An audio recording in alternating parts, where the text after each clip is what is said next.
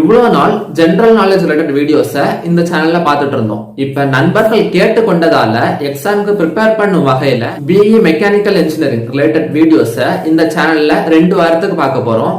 இன்னைக்கு engineering economics unit 1 introduction to economics. Professor Lionel Robbins எக்கனாமிக்ஸை பத்தி என்ன சொல்லியிருக்காருன்னா, subject which studies human behavior as a relationship between n and square means which have alternative uses. இதுல question எப்படி கேட்கலாம்னா, இந்த டெஃபினிஷனை கொடுத்து இத சொன்னது யாருன்னு கேட்கலாம். இத சொன்னது யாருன்னா professor Lionel Robbins. Alfred Marshall எக்கனாமிக்ஸை பத்தி என்ன சொல்லியிருக்காருன்னா, a study of mankind in the ordinary business of life it examines that part of individual and social action which is most closely connected with the attainment and with the use of material requisites of well-being. இத சொன்னது யாருன்னா Alfred Marshall. Economics is a study of how limited resources are used to satisfy unlimited human wants. அப்படின்னா இருக்கிற கொஞ்சோண்டு resources வச்சு நமக்கு தேவையான எல்லா தேவையும் பூர்த்தி செய்வது எப்படி அப்படின்னு பத்தின படிப்பு தான் இந்த எக்கனாமிக்ஸ். ரிசோர்சஸ் 3 வகையா பிரிக்கிறாங்க. என்னெல்லாம்னா லேண்ட், லேபர் அண்ட் கேபிட்டல்.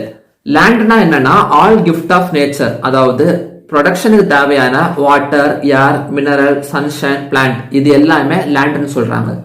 லேபர்னா என்னன்னா ப்ரொடக்ஷனுக்கு தேவையான ஸ்கில்ஸ், நாலேஜ், இதெல்லாம் லேபர்னு சொல்றாங்க. கேபிட்டல 3 வகையா பிரிக்கிறாங்க. Real capital, financial capital, human capital. இதுல ரியல் கேபிட்டல்னா என்னன்னா டூல்ஸ், பில்டிங், மிஷினரி, இதெல்லாம் ரியல் கேபிட்டல் சொல்றாங்க.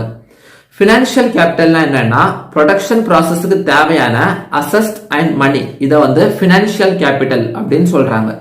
இதுவே ஹியூமன் கேபிட்டல்னா என்னன்னா ப்ரொடக்ஷன் ப்ராசஸ்க்கு தேவையான எஜுகேஷன் அண்ட் ட்ரைனிங், இத ஹியூமன் கேபிட்டல் அப்படின்னு சொல்றாங்க. ஸ்டடி ஆஃப் எக்கனாமிக்ஸ 2 வகையா பிரிக்கிறாங்க. இது என்னன்னா micro economics, macro economics.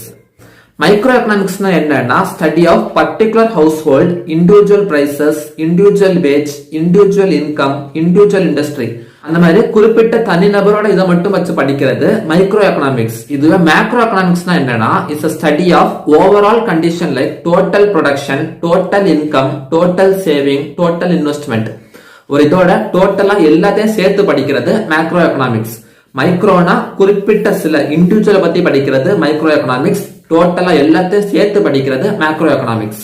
Macro economics பத்தி பவுல்டிங் என்ன சொல்றாருன்னா, macro economics deals not with individual quantity as such but with aggregate of these quantities, not with individual income but with national income, not with individual prices but with the price level, not with individual output but with the national output. இத சொன்னது யாருன்னா பவுல்டிங். இப்ப நம்ம flow in an economy பத்தி பார்ப்போம். Modern எக்கனாமியை monetary economy அப்படின்னு சொல்றாங்க. இந்த modern economy money is a process of exchange. நமக்கு ஏதாவது ஒரு பொருள் தேவைன்னா நம்ம காசு கொடுத்து அந்த பொருளை வாங்குவோம்.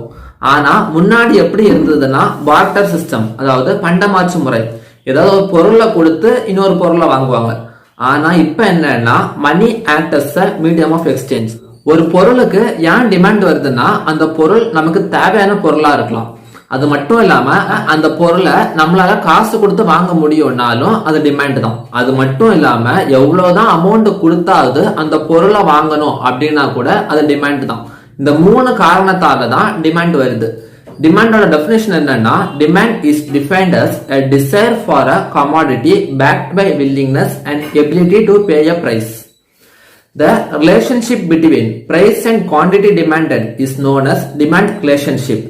Law of demand என்ன சொல்லுதுன்னா, the higher the price the lower the quantity demanded. ஒரு பொருளோட ரேட் ஜாஸ்தி ஆக ஆக அதோட டிமாண்ட் ரொம்ப கம்மியா இருக்கும். இப்போ ஒரு பொருள் ரொம்ப கம்மியான ரேட்ல கிடைக்குதுன்னா எல்லாரும் போய் அந்த பொருளை வாங்குவாங்க.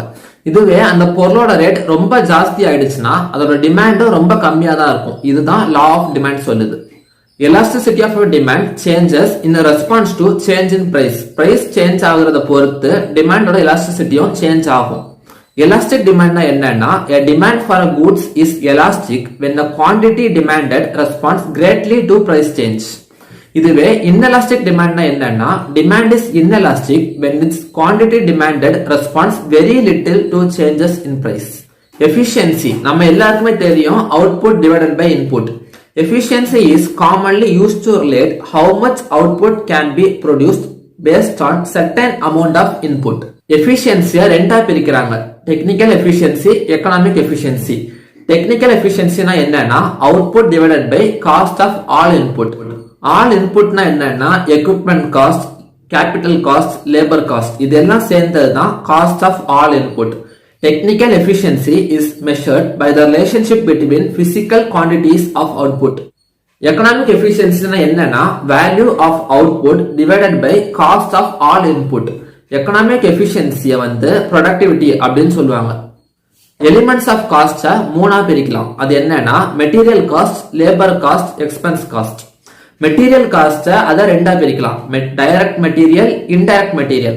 டைரக்ட் மெட்டீரியல் காஸ்ட்னா என்னன்னா ஒரு பொருள் மேனுஃபேக்சர் பண்றதுக்கு தேவையான raw material, semi finished material or component, இதுதான் நம்ம டைரக்ட் மெட்டீரியல் காஸ்ட் அப்படின்னு சொல்லுவோம். லெதர் இண்டஸ்ட்ரிக்கு அதுக்கு தேவையான லெதர் கூட்ஸ் எல்லாம் டைரக்ட் மெட்டீரியல் காஸ்ட்ல வரும். இதுவே ஒரு சாக் பீஸ் மேனுஃபேக்சர் பண்ற இண்டஸ்ட்ரிக்கு அதுக்கு தேவையான லைம் ஸ்டோன் தான் டைரக்ட் மெட்டீரியல் காஸ்ட்ல வரும். இன்டைரக்ட் மெட்டீரியல்னா என்னன்னா டைரக்ட் மெட்டீரியல் தவிர பேலன்ஸ் இருக்க எல்லாமே இன்டைரக்ட் மெட்டீரியல் தான். அதாவது சின்ன சின்ன டூல்ஸ், ஸ்டேஷனரி எல்லாம் வச்சு எந்த மெட்டீரியலும் செய்ய முடியாது. ஆனா ஒரு கம்பெனில ஏதாவது எழுதணுமோ இல்ல ஏதாவது தேவைன்னா ஸ்டேஷனரி எல்லாம் தேவை. இதெல்லாம் தான் இன்டைரக்ட் மெட்டீரியல் அப்படின்னு சொல்றோம். Next labour. லேபரை ரெண்டா பிரிக்கிறாங்க. Direct labour cost, indirect labour cost. Direct labour cost வந்து டைரக்ட் வேஜ் அப்படின்னு சொல்றாங்க. ஒரு இடத்துல ஒரு ஃபர்னிச்சர் ஒர்க் நடக்குதுன்னா அதை ரெடி பண்றதுக்கு கார்பெண்டர் வேணும்.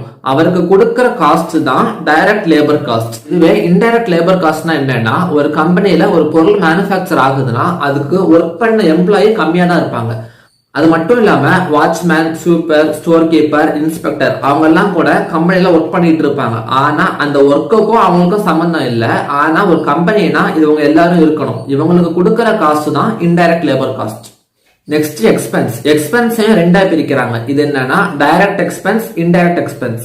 டைரக்ட் எக்ஸ்பென்ஸ்னா என்னன்னா ஒரு பொருள் மேனுஃபேக்சர் பண்றதுக்கு எவ்வளவு காசு செலவாயிருக்கோ இதுதான் டைரக்ட் எக்ஸ்பென்ஸ்.